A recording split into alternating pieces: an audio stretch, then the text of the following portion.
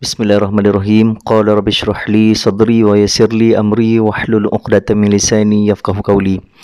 Allahumma iftah 'alaina hikmataka wanshur 'alaina min khazaini rahmatika ya arhamar rahimin. Rabbi yassir wa la tu'aththir. Rabbi tamim bil khair.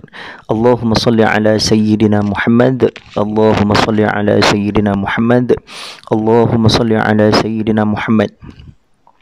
Jadi apa khabar semua sahabat-sahabat saya yang dirahmati Allah Subhanahu Wa Taala sekalian. Jadi syukur kita kehadirat Allah Taala, kita sama-sama lagi dapat bertemu dalam majlis ilmu ni, iaitu taman-taman syurga Allah Subhanahu Wa Taala. Jadi saya nak menjawab soalan, iaitu daripada jemaah wanita yang bertanya soalan kepada saya dalam Facebook. Sebelum tu saya nak ucapkan ribuan terima kasih kepada sahabat-sahabat saya yang sudi subscribe channel saya. Jadi siapa yang belum subscribe, boleh subscribe. Subscribe ni sebenarnya kita melanggan orang tu, tak perlu bayar pun. Maksudnya kita akan tengok video dia. Dan subscribe tu sebenarnya tanda sokongan kita kepada sahabat kita. Jadi jangan lupa subscribe. Okey. Dan juga jangan lupa komen di bawah tersebut. Okey, saya nak beritahu kat sini sedikit jawapan daripada persoalan daripada jemaah wanita tadi. Dia bertanya kepada soalan kepada saya. Soalannya berbunyi, Ustaz, adakah saya perlu meneruskan balik solat saya ketika bila mana saya solat dalam masjid dan tiba-tiba masjid tadi tiba-tiba blackout?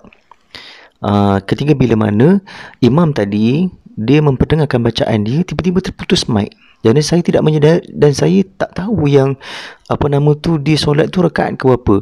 Jadi kami teruskan solat kami dan imam tadi teruskan solat dia. Tak dengar. Jadi pada ketika itu, adakah terputus saf tersebut? Maka jawapannya adalah tidak sah solat tersebut berimamkan imam tadi, sebab telah terputus di antara imam dengan makmum tadi.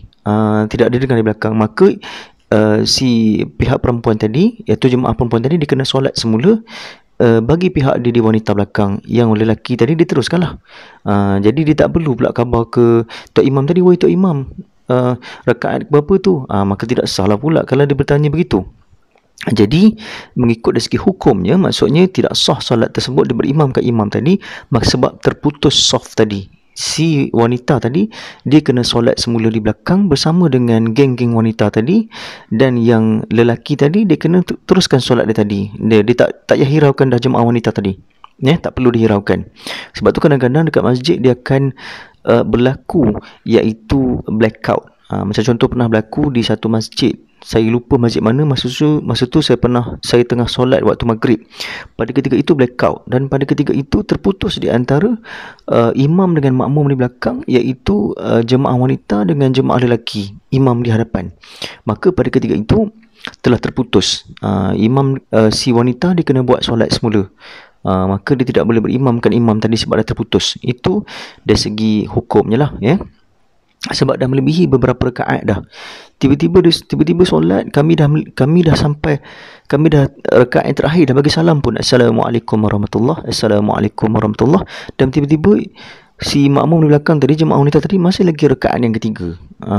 Jadi pada ketika itu terputus hubungan tadi, maka tidak sah dia solat dengan imam tadi. Dia kena solat semula di belakang, bersama dengan para jemaah wanita.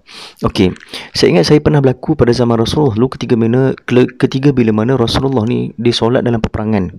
Pada ketika itu peperangan yang sangat besar. Nabi ni penat, sakit, lelah. Dengan keadaan persekitaran pada ketika itu, Nabi pun solat. Waktu asar. Jadi pada ketika itu Nabi solat. Lepas tu Nabi tak sedar yang solat Nabi tu 3 rakaat. Tiba-tiba Nabi bagi salam, Assalamualaikum warahmatullahi, Assalamualaikum warahmatullahi. Dan pada ketika itu seorang sahabat Nabi pun bangun balik. Nabi pun bangun balik, dan Nabi duduk di atas iaitu pohon tamar yang masih lagi basah pada ketika itu. Dan pada ketika itu sahabat ni pelik kat belakang, dan sahabat ni tadi beranjak ke hadapan bertanya kepada Nabi, Ya Rasulullah, adakah hukum baru sampai bahawasanya sepatutnya solat asar 4 rakaat, tiba-tiba kamu buat 3 rakaat? Okey. Lalu pada ketika itu Rasulullah bertanya kepada sahabat, iya ke? Betul ke? Rasulullah pun bangun balik dan Rasulullah tambah lagi 1 rakaat. Ini dalam riwayat cerita.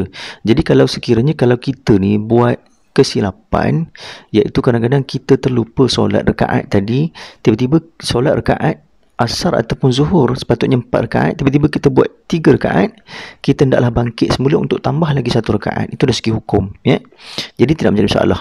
Jadi bukan nak cerita yang kesalahan Nabi buat tadi besar sangat, tidak, tapi nak menyatakan bila Nabi buat begitu, maka umat dia akan turun hukum kepada kita mengatakan boleh tambah 1 rakaat kalau sekiranya solat tadi kita terlupa untuk buat 4 rakaat sebab kita buat 3 rakaat saja untuk tambah 1 rukun saja. Jadi saya rasa sekadar itu saja untuk pencerahan saya pada hari ini. Jadi insya-Allah moga memberi manfaat kepada semua, dan saya sudahi dengan wabillahi taufiq wal hidayah. Wassalamualaikum warahmatullahi wabarakatuh, dan jangan lupa komen di bawah dan juga like, dan juga insya-Allah semoga memberi manfaat kepada kita semua, dan kita jaga ibadah kita, dan insya-Allah moga ibadah kita diterima oleh Allah Taala sebab kita belajar. Sebab kalau kita malu untuk belajar, kita malu, contoh dah tua, malu nak belajar, maka hukum jatuh pada dosa besar. Sebab kita malu nak belajar, kita takut nak belajar, ya. Jadi insya-Allah kita belajar sampai kita mati, insya-Allah. Assalamualaikum warahmatullahi wabarakatuh.